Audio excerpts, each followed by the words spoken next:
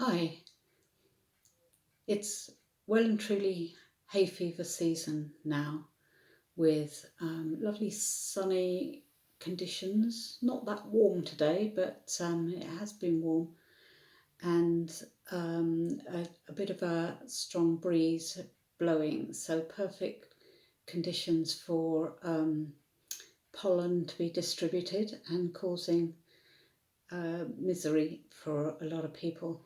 So I want to show you today um, how to use a few common plants, weeds, um, that can be helpful to treat the symptoms of hay fever and also possibly sort of lessen its occurrence as well. So we start out with plantain. So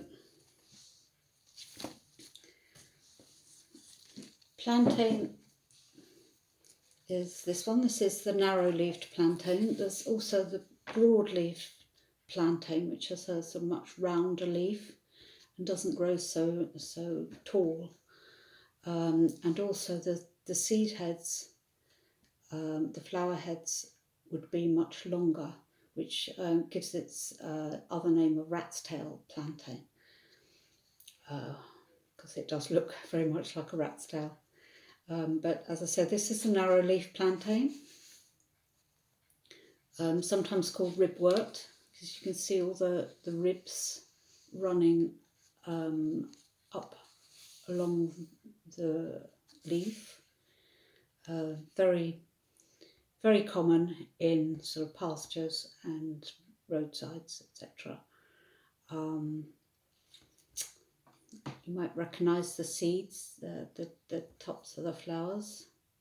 Children like to use them as soldiers, sort of like little shooting off, firing them at each other. But it's actually the leaf that we use, and the leaf is what we tend to call a mucous membrane tonic. It tones up the mucous membranes that line both the respiratory tract, the digestive tract, and also the urinary and reproductive tracts. And this will help sort of tone it up, strengthen it. It does have an anticatarrhal action, but it doesn't dry out the tissues in the way that some anticatarrhals can.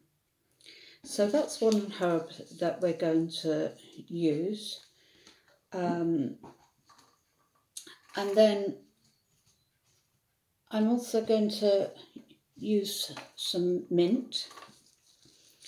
Mint is sort of commonly used, it's well known for its culinary uses and sort of flavouring toothpastes and all sorts, but also as a tea, very good for the digestion.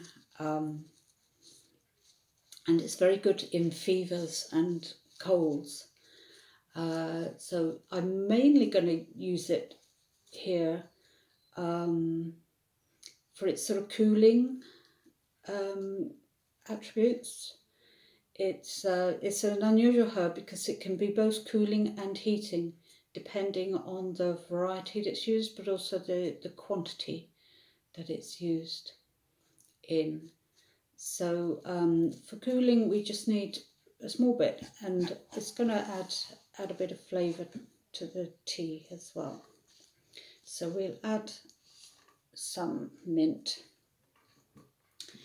The next herb I'm going to use, you'll probably recognise this one as well,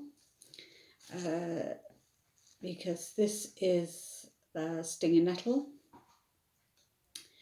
And you can use gloves to handle it.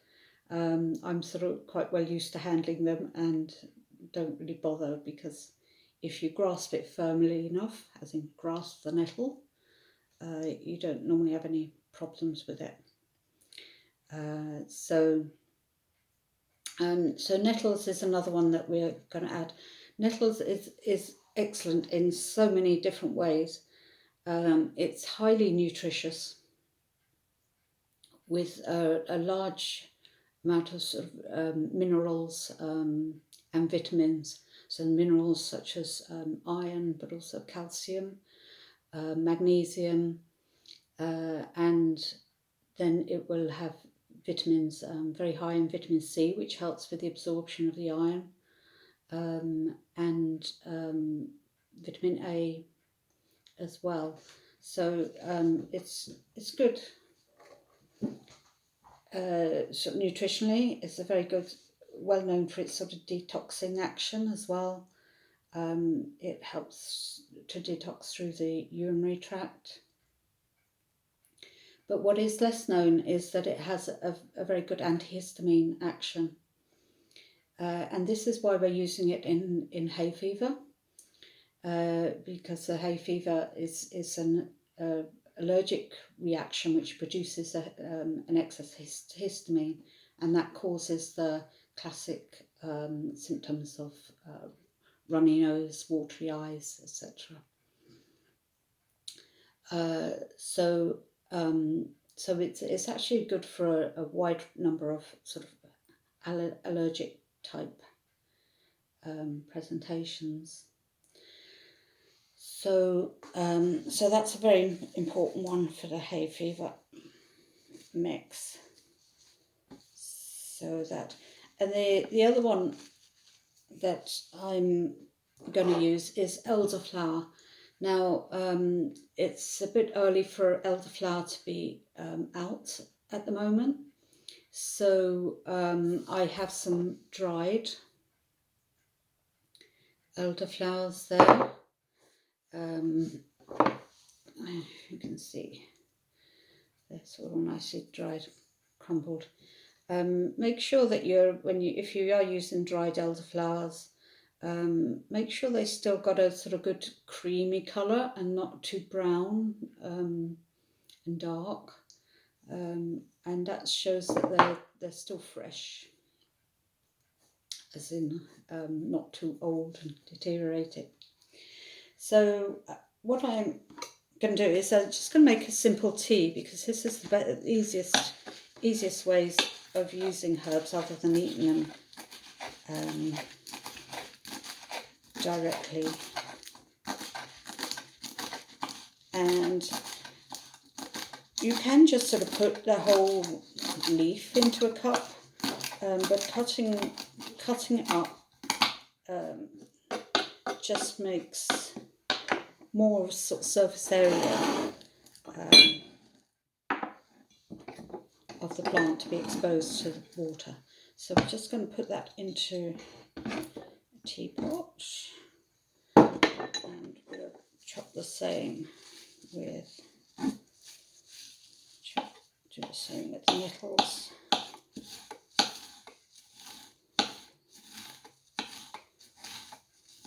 If you do get stung by nettles, actually, one of the easiest ways is actually to take a leaf of the nettle itself, crush it and apply the juice, and because the nettle burn is a histamine reaction, the antihistamine action of the herb itself will counter it. So if you do get stung, just sort of go back, grasp the nettle, like squeeze it tight, and then crush it between your fingers, and then rub it over wherever you've you've got the nettle burn, and it sort of gets rid of the sting quite rapidly. So this is all just going in together, and we'll add a nice.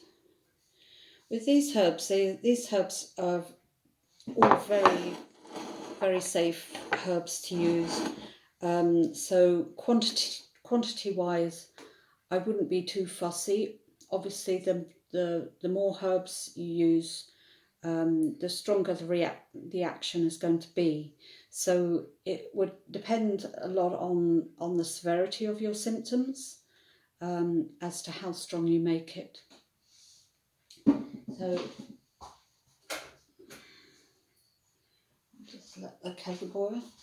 Just a quick word about ribwort as well, because ribwort is a very useful herb in other areas as well, and it's actually a very good wound herb. So that can be helpful sort of for problems internally, but also if you cut yourself, and if you're out in the wilds or even just working in the garden and you cut yourself, one of the quick easy ways is to just take a leaf and chew it. Obviously you'd only be doing this to yourself. I wouldn't advise chewing it and then applying it to other people. So just chew it until you're sort of releasing the juices, and then apply it to the cut. Now, if it's a finger, plantain also makes a very good band-aid, because you can just wrap that round and hold the poultice in place. So your nature's own band-aid solution. So going back to our tea, we have all the herbs in the pot, so we're going to pour on boiling water. You can do this in a cup, but if you do, then it's a good idea to cover the cup with a saucer or plate. And then you just leave that for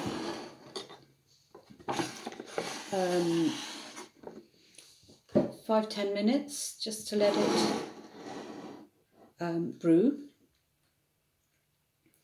and strain it out. So very, very simple, very straightforward. You would probably need to take several cups throughout the day. So one way you can do it is you can make a large pot of it in the morning, and then either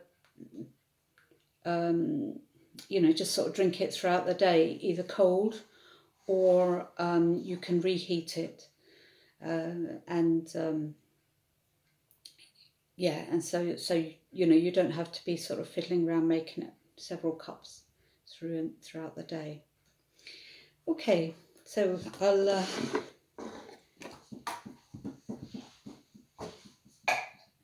just strain this off. It's again, you don't need to strain it, but it's sort of probably more pleasant without all the bits in there. Don't use the oyster type tea strainers,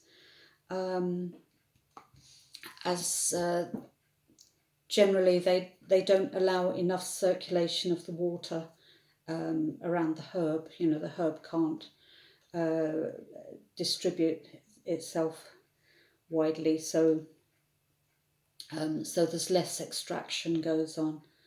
So it's much better to have a